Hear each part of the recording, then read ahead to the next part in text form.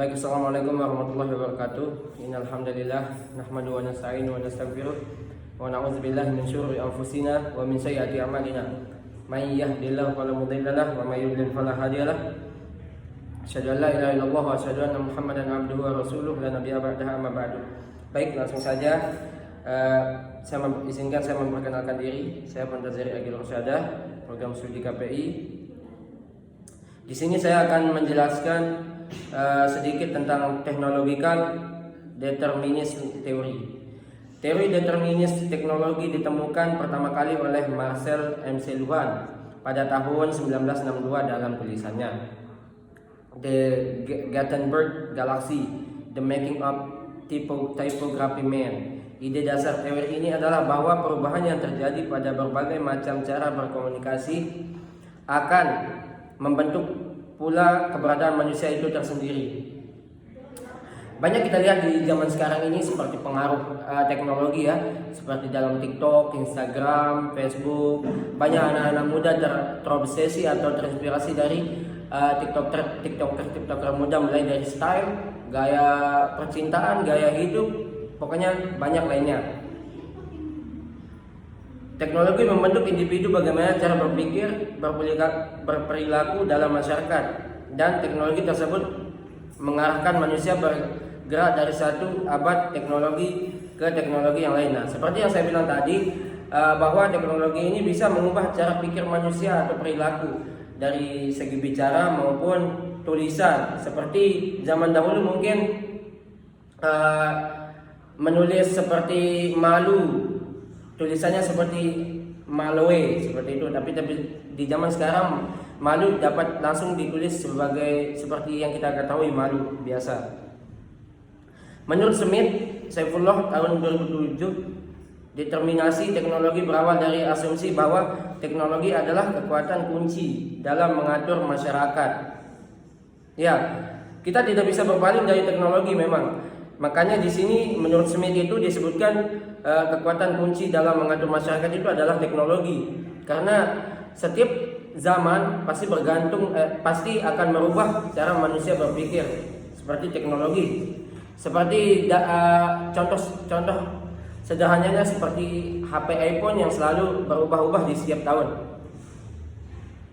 Teknologi membentuk individu bagaimana cara berpikir, perilaku dalam masyarakat, hingga akhirnya teknologi tersebut mengarahkan manusia untuk bergerak dari satu abad teknologi ke abad teknologi yang lain. Misalnya dari masyarakat suku yang belum mengenal huruf menuju masyarakat yang memakai peralatan komunikasi cetak ke masyarakat yang memakai peralatan komunikasi elektronik. Dulu orang menyebar berita mungkin melalui berita atau melalui koran atau mading atau majalah dinding. Tapi sekarang menyebar berita atau apapun itu melalui sosmed seperti YouTube, Instagram, dan lain-lain sosmednya. MC Luhan mematakan sejarah peradaban kehidupan manusia ke dalam 4 periode. Yang pertama, The Tribal Age. Menurut MC Luhan, pada era ini dikenal dengan nama era purba atau era suku. Zaman dahulu manusia hanya mengandalkan indera pendengaran dalam berkomunikasi. Komunikasi pada era ini hanya mendasarkan daripada narasi, cerita, dongeng, tuturan, dan sejenisnya, di mana telinga adalah raja, atau dalam istilah lama orang mengenal paham, hearing is believing. Dan kemampuan visual manusia belum banyak diadilkan dalam komunikasi, sehingga era primitif ini tergusur dengan ditemukannya alfabet atau huruf. Mungkin dulu orang-orang dulu di zaman purba ya belum mengenal tulisan atau bacaan, mereka itu ngomong pun nggak jelas gitu. Tapi setelah zaman berbeda, yakni di zaman kedua menurut MC Luhan, The Age of Literasi, semenjak ditemukannya alfabet atau huruf, maka cara manusia berkomunikasi banyak berubah. Indera penglihatan kemudian menjadi dominan di era ini, mengalahkan indera pendengaran. Manusia berkomunikasi tidak lagi mengandalkan tuturan, tapi lebih kepada tulisan. Nah, seperti yang saya bilang tadi, orang dapat bisa lebih menggunakan mata. Maksudnya di sini itu lebih banyak melihat ke tulisan-tulisan gitu. Jadi mereka berkomunikasi dari situ. Yang saya pahami sih. Kemudian yang ketiga, the Free Age.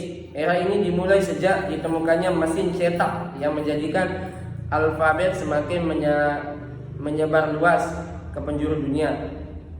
Kekuatan kata-kata melalui mesin cetak tersebut semakin merajalela. Kehadiran mesin cetak dan kemudian media cetak menjadikan manusia lebih bebas lagi untuk berkomunikasi.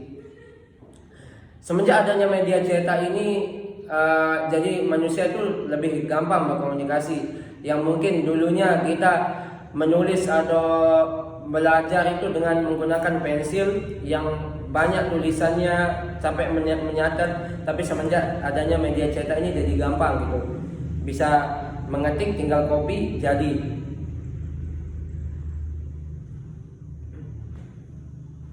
Mungkin itu saja sekilas tentang penjelasan saya mengenai technological determinism theory atau teori determinisme teknologi. Kurang dan lebihnya saya mohon maaf.